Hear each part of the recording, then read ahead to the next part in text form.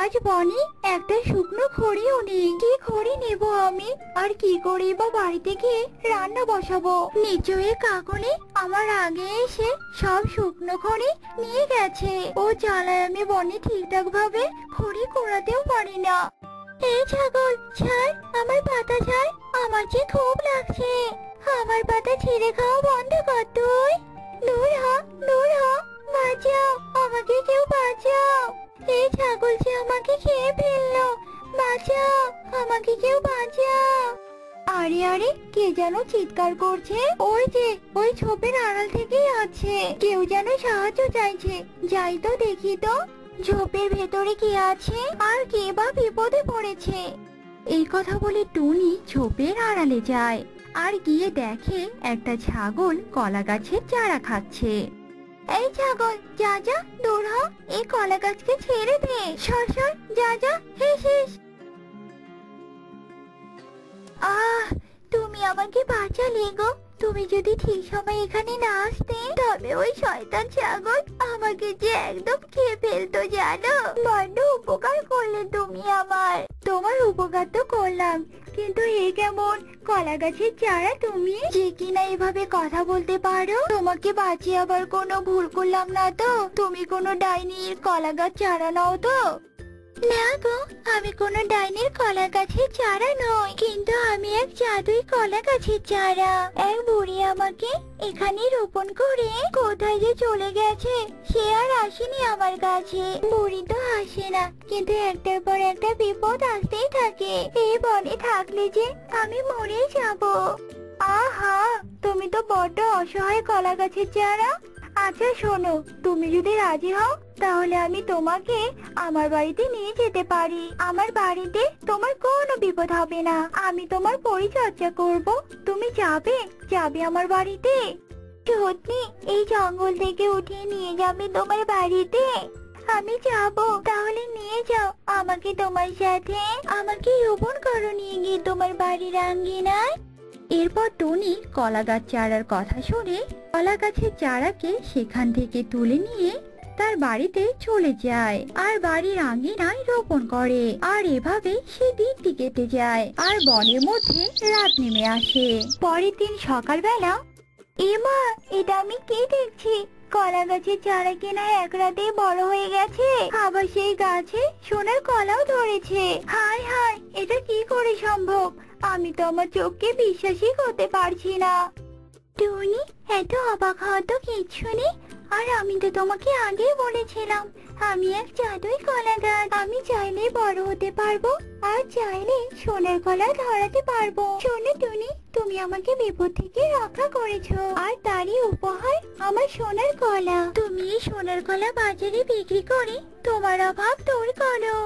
তুমি তোমার সোনার কলা দিয়ে আমাকে বিপদ থেকে রক্ষা করবে?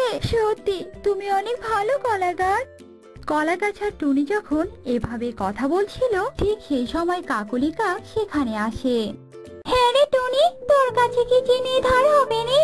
আমার ঘরে না চিনি শেষ হয়ে গেছে। আরে আরে টুনি, এ আমি কি দেখছি?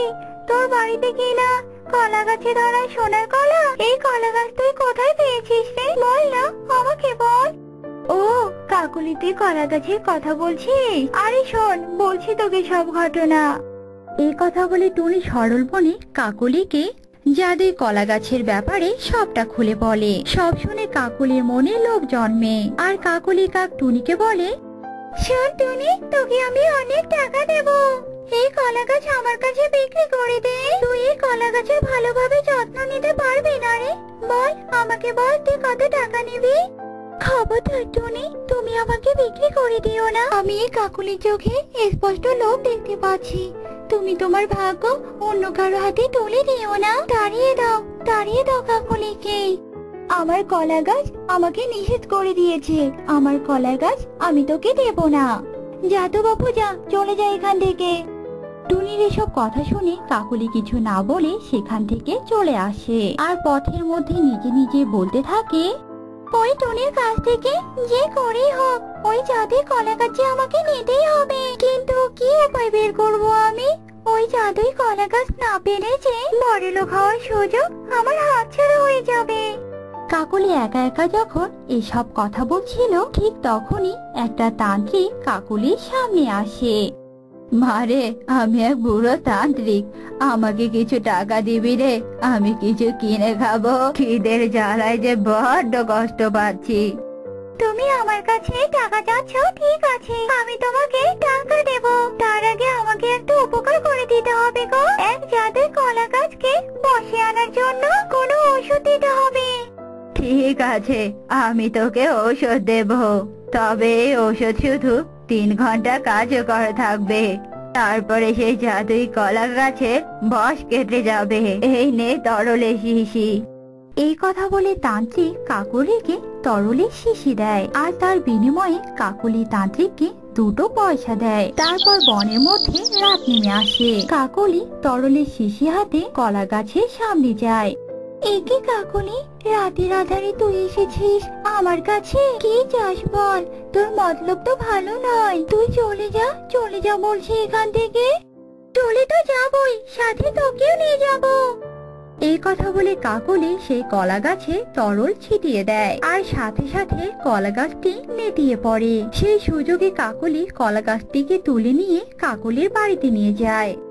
এই কলা গাছ এখন কোথায় রোপণ করি? বাড়ির আঙ্গিনায় রোপণ করলে তো টুনি দেখে ফেলবে। পেয়েছি পেয়েছি বুদ্ধি, এই কলা গাছ আমি আমার ঘরের মধ্যে রোপণ করব। তারপর এই কলা গাছের বশ কেটে গেলেও আমার আর কোনো ভয় নেই।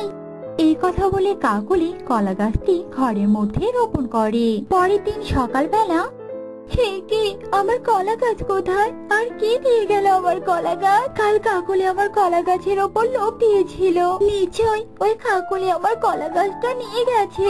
যাই তো, কাকলি দিদির বাড়িতে যাই আর আমার কলা গাছের ব্যাপারে জেনে আসি। কাকলি দিদি, তুমি কি আমার কলা গাছটা নিয়ে এসেছো গো? আসলে আমার আঙ্গিনায় কলা গাছটা নেই গো।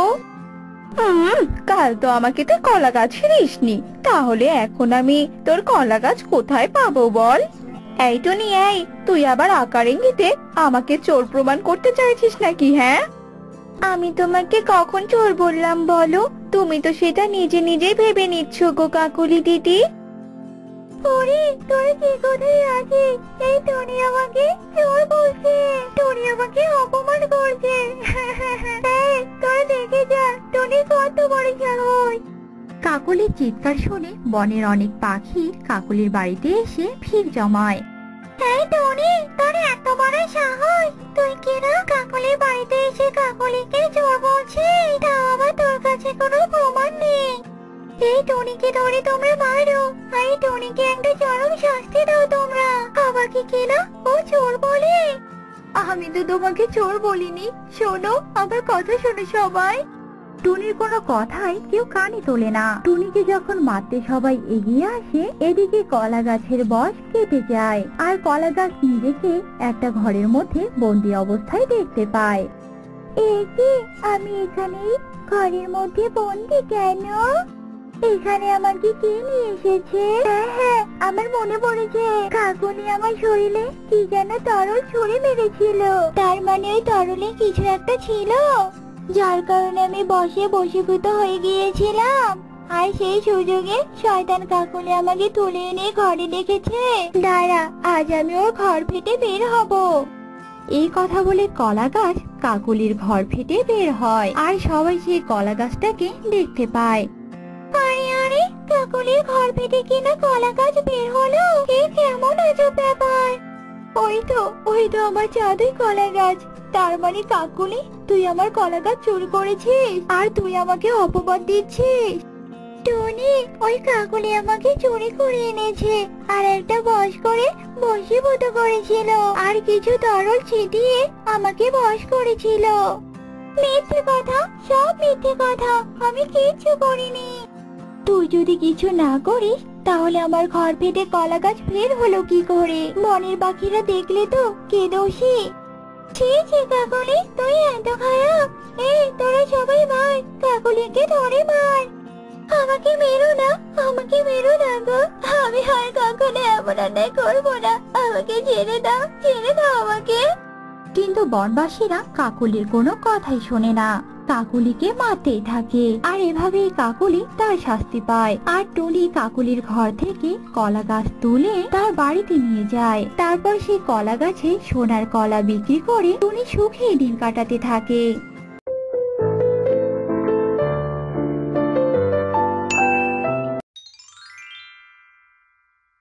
বাবা মা মরা এক অনাথ মেয়ে হচ্ছে টুনি। ছোটবেলা থেকে সে অনেক কষ্টেই বড় হয়ে ওঠে। ছোটবেলা থেকে আমি অন্যের দুয়ারে দুয়ারে খাবার চেয়ে খেয়েছি, কিন্তু এখন তো আমি বড় হয়েছি। এখন যদি আমি অন্যের কাছে গিয়ে খাবার চেয়ে খাই, তাহলে তো আমার আত্মমর্যাদা বলতে আর কিছুই থাকবে না। আমাকে আমার আত্মমর্যাদা বাড়াতে হলে নিজের কর্মক্ষেত্র তৈরি করতে হবে। তাহলে আমি একদিন না একদিন সফলতার মুখ দেখতে পারবো। কি রে টুনি, নিজের ঘরে বসে বসে এত কি চিন্তা করছিস শুনি? যা খুশি তাই ভাবছি, তোমাকে শুনতে হবে নাকি বলো তো? তুমি যাও তো, এখান থেকে যাও। আমি তো তোকে ভালো কথাই বললাম রে, কিন্তু তুই কেন রেগে যাচ্ছিস? তোমার উপস্থিতি আমার একদম ভালো লাগছে না। কালু দাদা, তুমি এখান থেকে চলে যাও তো, চলে যাও।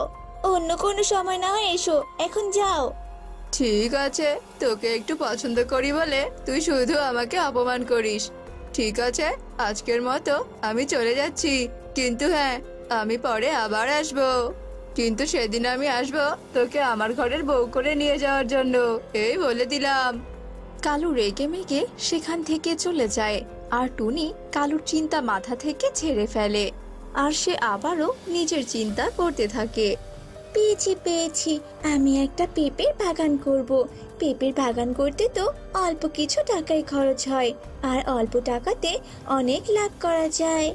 আমি বরং বাজারে যাই আর পেঁপের চারা এনে আমার উঠোনে লাগিয়ে দেই। টুনি তার ভাবনা মতোই বাজারে চলে যায় আর পেঁপের চারা কিনে এনে তার উঠোনে রোপণ করে দেয়। আর সারা দিন টুনি তার পেঁপে গাছগুলোর যত্ন করতে থাকে। আর এভাবেই দেখতে দেখতে কেটে যায় বেশ কিছুদিন। এরই মধ্যে টুনির পেঁপে গাছগুলো বড় হয়ে তাতে পেঁপে ধরতে শুরু করে। এবার বুঝি আমি আমার এতদিনের পরিশ্রমের ফল পেতে চলেছি। আমার সবগুলো গাছে কতগুলো করে পেঁপে ধরেছে। এই পেঁপেগুলো পাকলে আমি এগুলো বাজারে বিক্রি করব আর অনেক লাভবান হব। টুনি তার পরিশ্রমের সফলতা দেখে ভীষণ খুশি হয়। এভাবে কেটে যায় আরো বেশ কয়েকদিন। এরপর টুনির পেঁপে গাছের সব পেঁপেগুলো পেকে যায়। যাক বাবা, ভালো হয়েছে। আজকে আমি সব পেঁপেগুলো পেড়ে বাজারে বিক্রি করতে নিয়ে যাব। যাই বাবা যাই, আমি বরং এক্ষুনি চলে যাই। এরপর টুনি তার সবগুলো পাকা পেঁপে পেড়ে নিয়ে বাজারে চলে যায়। সবাই এসো এসো, আমার দোকানের কাছে এসো।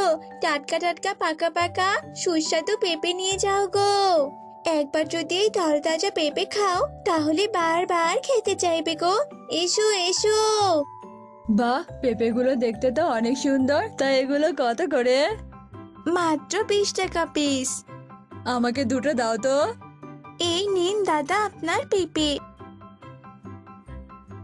এরপর বান্টি পেঁপে নিয়ে টাকা দিয়ে সেখান থেকে চলে যায়।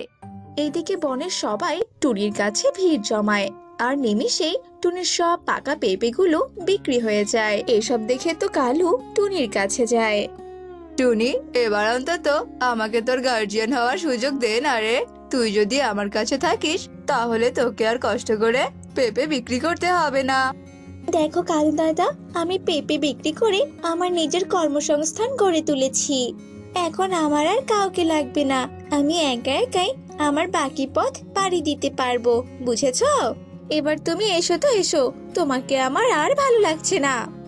আরে টুনি, তুই আমার কথা অন্তত বোঝার চেষ্টা কর। আমি তোমার কোনো কথাই বুঝতে চাই না কালু দাদা। তুমি এবার এসো তো এসো, নয়তো আমি তোমাকে ঘাড় ধাক্কা দিয়ে বের করে দিব বললাম। দেখ টুনি, তুই কিন্তু কাজটা একদম ভালো করলি না। এর মাসুল কিন্তু তোকে গুনতেই হবে, এই বলে দিলাম। কালু রেগে সেখান থেকে চলে যায়। আর টুনিও নিজের কাজে ব্যস্ত হয়ে পড়ে। তো বন্ধুরা, তোমরা অ্যান্সার করো 14 যোগ 14 সমান সমান কত হয়। অ্যান্সারটি অবশ্যই কমেন্টে জানাবে। এদিকে কালু বাড়িতে এসে মনে মনে ভাবে, ওই পেঁপেগুলো নিয়ে টুনির বড্ড অহংকার, তাই না?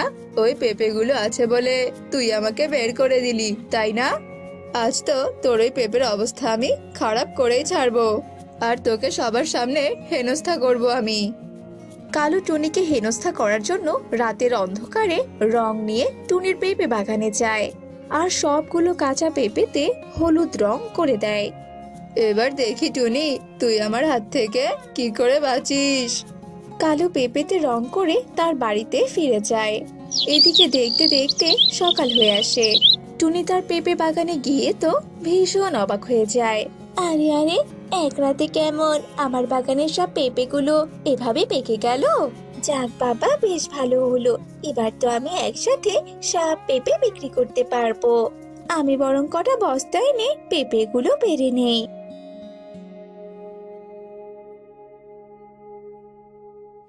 টুনি বস্তা এনে বস্তা ভর্তি করে পেঁপে পেরে নেয় আর সেই রং করা পেঁপে নিয়ে বাজারে যায় বিক্রি করতে।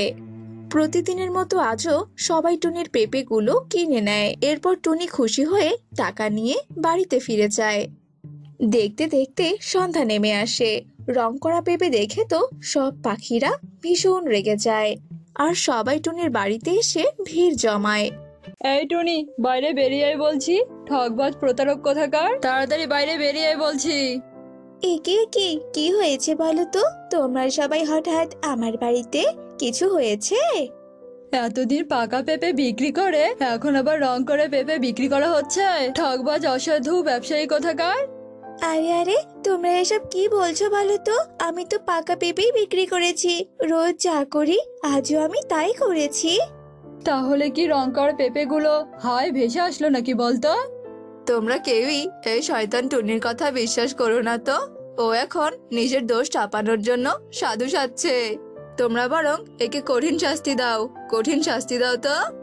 আমি সত্যি বলছি, আমি কিচ্ছু করিনি। তাছাড়া আমি কেনই বা কাঁচা পেঁপেতে রং করে বিক্রি করব বলো তো? এভাবে টুনি সবাইকে অনেক বোঝানোর চেষ্টা করে, কিন্তু কেউই টুনির কোনো কথাই বিশ্বাস করে না। সবাই টুনিকে মেরে এক ঘরোয়া করে দেয়। এরপর সবাই মিলে টুনির বাড়ি থেকে চলে যায় আর টুনি একাই কাঁদতে থাকে। আমি তো কিচ্ছুটি করিনি। তাহলে তাহলে বনবাসীরা আমার কথা কেন বিশ্বাস করলো না? আর তাছাড়া কালু দাদা এতগুলো কথা এত জোর দিয়ে কি করে বললো? তার মানে কি সবকিছু ওই কালুরই কাজ? যদি আমার সন্দেহটা সত্যি হয় তাহলে কালু দাদা, আমি তোকে ছাড়বো না।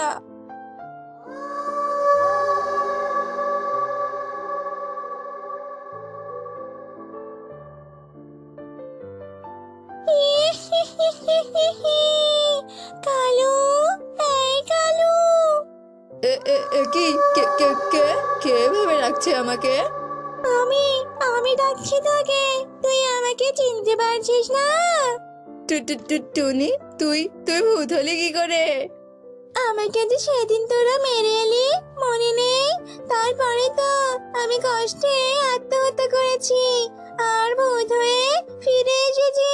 তোকে মারার জন্যই ফিরে এসেছি রে, বুঝেছিস তো? না না, আমাকে তুই মারিস না, আমাকে তুই ছেড়ে দে। তাহলে তুই বল, আমার পেঁপেতে সেদিন কে রং করে দিয়েছিল? সত্যি কথা বল। আমি রং করেছিলাম রে। আমি তোকে হেনস্থা করতে চেয়েছিলাম রে। আমাকে দয়া করে তুই ছেড়ে দে, তুই আমাকে মারিস না। না না, আমি তোকে মারবো না। তবে তুই চল আমার সঙ্গে, সবার সামনে তুই এই সত্যি কথাগুলো স্বীকার করবি, তাহলেই তোকে আমি ছেড়ে দেব।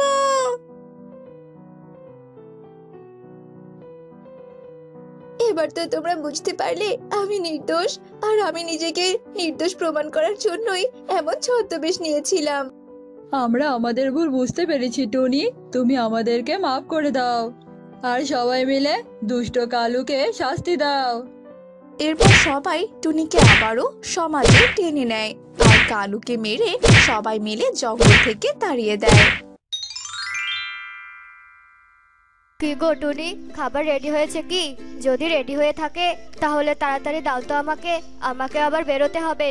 হ্যাঁ হ্যাঁ টোনা, এই নাও। এই বলে টুনি টোনাকে খাবার এনে দেয়। টোনা ছিল টমেটো ব্যবসায়ী। টমেটো বাজারে বিক্রি করে টোনা তার সংসার চালাতো। আর এরপর টোনা খাবার খেয়ে টমেটো নিয়ে বাজারে যায়। টোনা দাদা, আমাকে 2 কিলো টমেটো দাও তো, আমার মেয়ে শালু টমেটো খেতে খুব ভালোবাসে গো। এই নাও দিদি, এই নাও টমেটো। এইভাবে সবাই টোনার টমেটো কিনে নিয়ে যায়। আজকে টোনার সব টমেটোই বিক্রি হয়েছে আর টোনা আজকে অনেক লাভবান হয়েছে। তারপর টোনা টাকাগুলো হাতে নিয়ে বলতে থাকে, আজকে আমার অনেক লাভ হয়েছে। আজ আমি টুনির আশাটা পূরণ করব। অনেকদিন ধরে টুনি আমার কাছে একটা সোনার হার চাচ্ছে। আজকে আমি টুনির আশাটা পূরণ করব। হ্যাঁ, আমি সেটাই করব। এই বলে টোনা টুনির জন্য একটা সোনার হার কিনে বাড়িতে আসে। টুনি, ও টুনি, কোথায় গেলে গো? তাড়াতাড়ি এসো, দেখো আমি তোমার জন্য কি নিয়ে এসেছি। কি হয়েছে গো? তোমাকে এত খুশি খুশি লাগছে কেন? কি ব্যাপার বলো তো আমাকে। টুনি জানো, আজকে আমার সব টমেটো গুলো বিক্রি হয়েছে। আজ আমি তোমার অনেক দিনের আশাটা, মানে বুঝেছো, তোমার সোনার হার। আমি তোমার জন্য সোনার হার নিয়ে এসেছি গো। কি, তুমি সত্যি বলছো টোনা? কই কই, আমাকে আমার সোনার হারটা দেখাও তো দেখি। আর আমার গলায় পরিয়ে দিতে হবে কিন্তু। এই বলে টোনা হারটা বের করে টুনির গলায় পরিয়ে দেয়। পরের দিন টুনি টোনার দেওয়া সেই হারটা পরে নদীর ধারে জল আনতে যায়। এদিকে কণিকা কাকু আসে নদীতে জল নিতে। কি গো কণিকা দিদি, কেমন আছো? তোমার শরীর ভালো আছে তো? কণিকা কাক ছিল অনেক লোভী। কণিকা কাকের স্বামী যজ্ঞ কাক ছিল একজন সবজি ব্যবসায়ী, কিন্তু যজ্ঞ বেগুন চাষ করত। হ্যাঁ, ভালো আছে রে টুনি। কণিকা কাক যখন টুনির সাথে কথা বলছিল তখন কণিকা কাকের চোখ যায় টুনির সেই হাড়ের দিকে। তখন কণিকা কাক বলে ওঠে, হ্যাঁ রে টুনি, তুই এই সোনার হারটা কোথায় পেলি রে? অনেক দামি সোনার হার মনে হচ্ছে। সত্যি রে, কোথায় পেয়েছিস সেটা তুই বল। হ্যাঁ হ্যাঁ দিদি, কালকে টোনা টমেটো বিক্রি করে অনেক টাকা লাভ করেছে গো। আর আমি অনেক দিন ধরে টোনার কাছে আবদার করেছিলাম একটা সোনার হারের জন্য, তাই টোনা কালকে আমার জন্য এই সোনার হারটা নিয়ে এসেছে। সুন্দর হয়েছে না দিদি? টুনির মুখে এসব কথা শুনে কণিকা কাকের মনে অনেক লোভ হয়। কি বলছিস কি তুই? টোনা টমেটো বিক্রি করে এত দামি সোনার হার নিয়ে এসেছে? ও মা, ভালোই তো।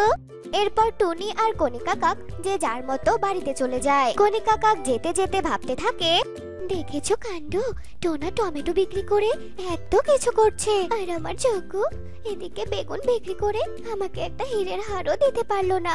আর কিভাবে বা আমাকে কিনে দেবে? যজ্ঞ তো বেগুন চাষ করে। না না, যজ্ঞর উপর ভরসা করলে যজ্ঞ কোনোদিনও লাভ করতে পারবে না। আমাকে কিছু একটা করতে হবে। এইসব ভেবে কণিকা কাক বাড়িতে চলে যায়। তখনই যজ্ঞ কাক বাড়িতে চলে আসে। যজ্ঞ কাক কাকলিকে অস্থির দেখে বলে, কি হয়েছে গিন্নি, তোমাকে এত অস্থির লাগছে কেন? অস্থির হব না, বনে লজ্জায় আমার মাথা কাটা যাচ্ছে। টোনা যদি টমেটো বিক্রি করে ওর স্ত্রীর জন্য সোনার হার কিনে আনতে পারে, তাহলে তুমি কেন আমাকে এতদিনে একটা হীরের হারও কিনে দিলে না? আমি কি করব বলো, টোনাও তো সবজি বিক্রি করে আর আমিও তো সবজি বিক্রি করি, কিন্তু আমার লাভ না হলে আমি কি করব বলো? হয়েছে হয়েছে, তোমাকে আর বলতে হবে না। তুমি আর কোনোদিন বেগুন চাষ করবে না, বুঝেছো? তুমি এখন থেকে টমেটো চাষ করবে, একদম টোনার মতো। কিন্তু কণিকা কাক যজ্ঞর আর কোনো কথাই শোনে না। শোনো, তুমি টমেটো চাষ করবে আর টমেটো বিক্রি করে আমার জন্য হীরের হার নিয়ে আসবে, এই আমার শেষ কথা, বুঝেছো? এরপর যজ্ঞ আর কোনো কথাই বলে না। আর কণিকা কাকের কথা মতো যজ্ঞ তার জমিতে টমেটো চাষ করে। একদিন রাস্তায় যজ্ঞ টোনার সাথে দেখা হয়। আচ্ছা টোনা, তুমি তো বেশ কয়েকদিন ধরেই টমেটো চাষ করো, তা কিভাবে টমেটো চাষ করে সেটা যদি তুমি আমাকে বলতে তাহলে খুব ভালো হতো। দাদা, টমেটো গাছে ভালো করে যত্ন নিতে হবে, নিয়মিত কীটনাশক আর জল দিতে হবে। শোনো দাদা, তুমি যদি টমেটো চাষে লাভ করতে চাও তাহলে কিছু টাকা খরচ করতে হবে, বুঝেছো? এসব বলে টোনা আর যজ্ঞ কাক যে যার মতো কাজে চলে যায়। যজ্ঞ কাক বাড়িতে গিয়ে কণিকা কাককে টোনার সব কথা খুলে বলে। আর এসব শুনে কণিকা কাক বলতে থাকে, শোনো, তোমার মতো মাথা মোটা আর এরকম বোকাকে আমি আর একটাও দেখিনি। টোনা বললো আর তুমি সবটা মেনে নিলে। কিন্তু কণিকা, আমরা যদি ভালোভাবে টমেটোর যত্ন না নেই তাহলে তো ফলন ভালো হবে না। তুমি জানো না, এক ব্যবসায়ী আরেক ব্যবসায়ীর ভালো চায় না? চায় না তো, তাই না? তাই বলছি কি, তুমি টোনার কথা বাদ দাও, আর আমি যেভাবে বলি তুমি সেটাই করো, বুঝলে? বেকার বেকার অত টাকা খরচ করা আমাদের কোনো দরকার নেই। যজ্ঞ কণিকার কথা মতো টমেটো চাষ করে। অবশেষে যজ্ঞ তার টমেটোগুলো নিয়ে বাজারে বিক্রি করতে যায়। অন্যদিকে টোনাও যায় বাজারে টমেটো বিক্রি করতে। যজ্ঞ কাক অনেকগুলো টমেটো নিয়ে যায়, কিন্তু যজ্ঞ কাকের টমেটোগুলো বেশি একটা বিক্রি হয় না, কারণ যজ্ঞ কাকের টমেটোগুলো টোনার টমেটোগুলোর মতো লাল রঙের ছিল না। যজ্ঞ কাকের টমেটোগুলো হালকা লাল হওয়ার কারণে কেউই তার টমেটোগুলো কিনতে চায় না। একদিন টোনা যজ্ঞ কাককে বলে ওঠে, যজ্ঞ দাদা, ও যজ্ঞ দাদা, বলছি এতগুলো করে টমেটো তুমি আর নিয়ে এসো না। কেন কেন বলো তো তুমি এভাবে বলছো?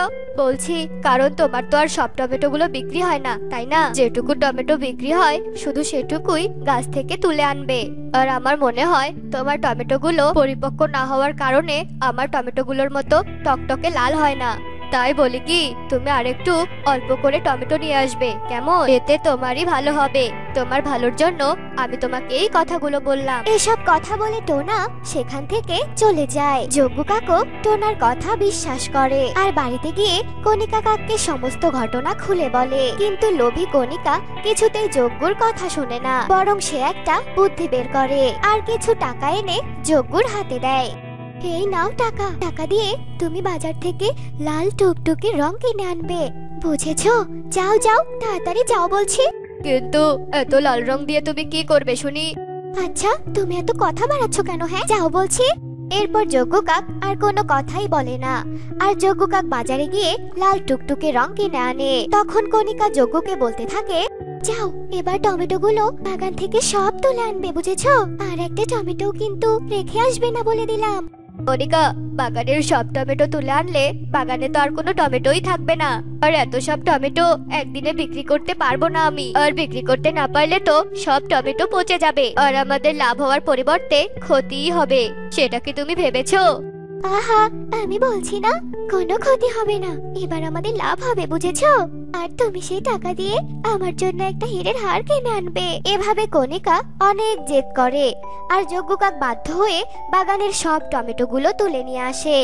আর কণিকা কাক সেই সব টমেটোগুলোতে লাল টুকটুকে রং করে। আর কিছুক্ষণ পর যজ্ঞ কাক সেই রং করা টমেটোগুলো বাজারে নিয়ে যায়। আর এ দেখে টোনা বলে ওঠে, আরে যজ্ঞ দাদা, তোমাকে না বললাম এত টমেটো না আনতে? তা এত টমেটো তুমি একদিনে বিক্রি করতে পারবে তো? তোমার সব টমেটোগুলো তো পচে যাবে। আরে টোনা, তুমি এত জ্ঞান দিতে এসো না তো। আমার স্ত্রী যেটা বলেছে আমি সেটাই করব, আর সেটাই ঠিক, বুঝেছো? যজ্ঞ কাকের এ কথা শুনে টোনা সেখান থেকে চলে যায়। আর যজ্ঞ কাকের এমন লাল টুকটুকে টমেটো দেখে বনের সব পাখিরা যজ্ঞ কাকের কাছে টমেটো কিনতে যায়। তখনই অনেক জোরে বৃষ্টি নামে। যজ্ঞ কাকের রং করা টমেটোগুলোর রং বৃষ্টির জলে একেবারে ধুয়ে যায়, আর টমেটোগুলোতে কিছু অর্ধেক লাল আর একেবারে কাঁচা টমেটো বেরিয়ে আসে। এসব দেখে তো বনের সবাই যজ্ঞ কাককে অনেক অপমান করে। তাদের আর বুঝতে বাকি থাকে না যে যজ্ঞ কাক টমেটোগুলোতে লাল রং করে এনেছে। এরপর যজ্ঞ কাক সেই টমেটোগুলো রেখেই বাড়ির দিকে রওনা হয়। অন্যদিকে কণিকা কাক হীরের হারের আনন্দে নাচতে থাকে। উফ বাবা, আমার যে কি আনন্দ হচ্ছে! অবশেষে আমার গলায় হীরের হার উঠবে, আমার সেই স্বপ্নের হীরের হার। কিন্তু যজ্ঞ এখনো আসছে না কেন? কণিকা কাকের এসব কথা শেষ হতে না হতেই যজ্ঞ কাক সেখানে আসে আর কণিকা কাককে অনেক মারতে থাকে। আরে আরে যজ্ঞ, তোমার কি হলো? তুমি হঠাৎ করে এসে আমাকে এভাবে মারছো কেন? আর আমার হীরের হার কোথায়? তোর জন্য আমার আজ এই অবস্থা, আর আমার জমানো টাকাগুলোও শেষ, আর আমার টমেটোগুলোও শেষ হয়ে গেল। তোকে আজ আমি মেরেই ফেলবো। এরপর যজ্ঞ কণিকা কাককে আরো অনেক মারতে থাকে। আমাকে আর মেরো না গো, আর মেরো না, আমার অনেক ভুল হয়ে গেছে। আসলে আমার অনেক লোভ হয়েছিল, আমি আর কোনোদিনও লোভ করব না। নিজের যতটুকু আছে আমি ততটুকুতেই সন্তুষ্ট থাকবো। এরপর যজ্ঞ কাক কণিকাকে মাফ করে দেয়, আর তারপর থেকে কণিকা অন্যের জিনিস দেখে আর কখনো লোভ করেনি।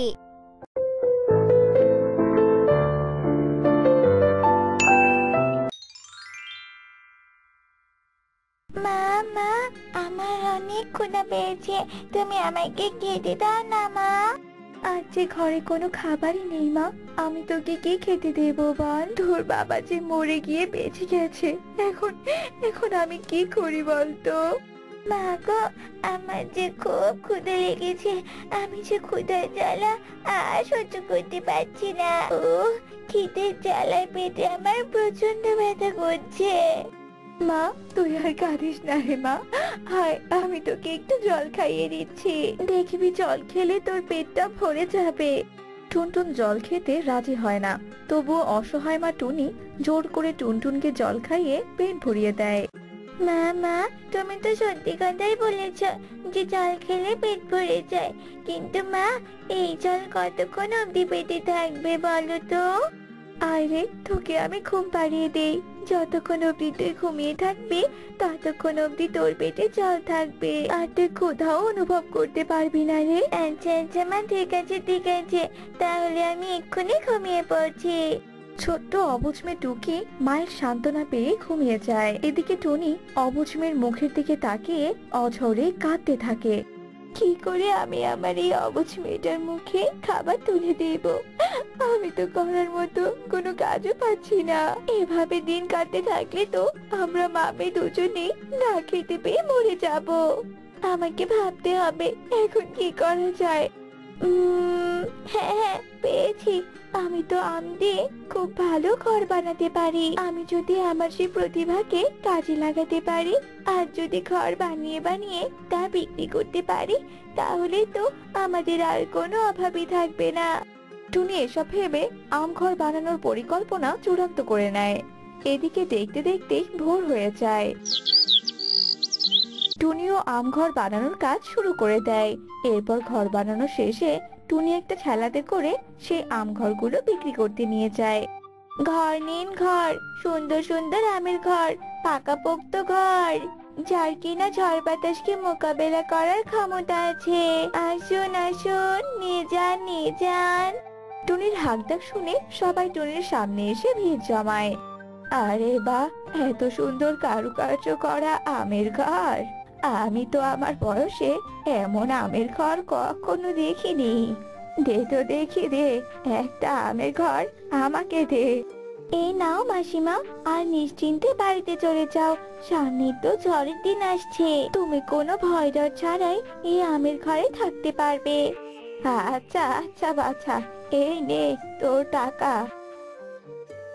মিনু টুনিকে টাকা দিয়ে আমের ঘর নিয়ে খুশি মনে বাড়িতে চলে যায়। এইদিকে একে একে সব পাখিরাই টুনির কাছ থেকে আমের ঘর কিনে নিয়ে বাড়িতে চলে যায়। প্রথম দিনেই টুনির অনেক টাকা লাভ হয়। টুনি সেই টাকাগুলো দিয়ে ভালো মন্দ বাজার করে বাড়িতে ফিরে আসে। মা টুকি, আয়, তোকে আজকে মুরগির গোশত দিয়ে ভাত খাওয়াবো। তুমি সত্যি বলছো মা, সত্যি বলছো? আমি আজ পেট ভরে ভাত খেতে পারবো? হ্যাঁ রে মা, হ্যাঁ খেতে পারবি। আয় রে সোনা, আয়। এরপর মামে মিলে খুশি মনে রান্না বান্না করে সেই খাবারগুলো খেতে থাকে। এভাবেই দেখতে দেখতে কেটে যায় বেশ কিছুদিন। আর টুনিও তার আমের ঘর বানিয়ে বিক্রি করতে থাকে। এরপর একদিন টুনি তার আমের ঘর বানিয়ে সেগুলো রেখে নিজের ঘরে গিয়ে কাজ করছিল। এদিকে এক সাধারণ পরী আর এক রাক্ষসী পরী মিলে ঝগড়া করতে থাকে। রাক্ষসী পাখি, তুই সাধারণ পাখিদের ক্ষতি করার জন্য জঙ্গলে এসে কিন্তু অনেক বড় ভুল করেছিস। এখনো সময় আছে, তুই এখান থেকে চলে যা বলছি। তুই ভাবলি কি করে আমি এদেরকে ছেড়ে দিয়ে আমার রাজত্ব না করে চলে যাব? এদের সাথে কিছু করতে হলে আগে তোকে আমার সঙ্গে লড়াই করতে হবে। তোর মতো একটা সাধারণ পরীর সঙ্গে লড়াই করা আমার কোনো ব্যাপারই নয়, বুঝেছিস তুই? সাধারণ পরী আর রাক্ষসী পরী পাখিকুলকে নিয়ে একে অপরের সঙ্গে যুদ্ধে লিপ্ত হয়। তারা বেশ কিছুক্ষণ একে অপরের সঙ্গে লড়াই করতে থাকে। এক পর্যায়ে রাক্ষসী পরী হেরে যায় আর যুদ্ধক্ষেত্র থেকে পালিয়ে যায়। কি হলো রাক্ষসী পরী, এভাবে ভীতুর মতো পালিয়ে গেলি কেন? সাহস থাকলে সামনে আয়, কথাটা তুই মনে রাখিস। আমি বেঁচে থাকতে তুই কিছুতেই পাখিদের কোনো ক্ষতি করতে পারবি না। পরী তার কথা শেষ করে পুরো জঙ্গলে মায়া বলাই দিতে থাকে। আর তখনই রাক্ষসী পরী বিশ্বাসঘাতকতা করে পরীকে পাশ থেকে আঘাত করে আর পরীর সঙ্গে সঙ্গে মাটিতে পড়ে যায়। আমি এখন চলে যাচ্ছি, তবে আমি আবারও ফিরে আসবো আর পুরো পাখিগুলোকে আমি আমার দাস বানাবো। রাক্ষসী পরী সেখান থেকে চলে যায় আর ভালো পরী মাটিতে লুটিয়ে পড়ে কাতরাতে থাকে। এদিকে টুনি তার আম ঘরের ঠেলা নিয়ে ওই পথ দিয়েই যাচ্ছিল। হঠাৎই টুনি পরীকে মাটিতে পড়ে থাকতে দেখে দৌড়ে তার কাছে আসে।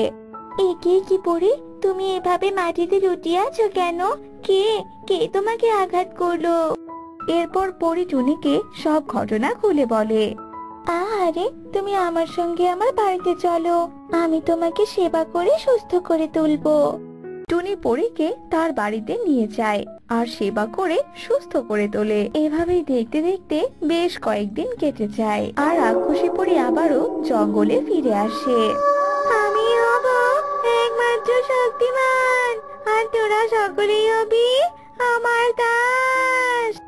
রাক্ষসী পরী, তুই হয়তো ভুলে গিয়েছিস যে এখানে আমি বিদ্যমান, আর যতদিন আমি আছি তুই এই জঙ্গলের কোনো ক্ষতি করতে পারবি না।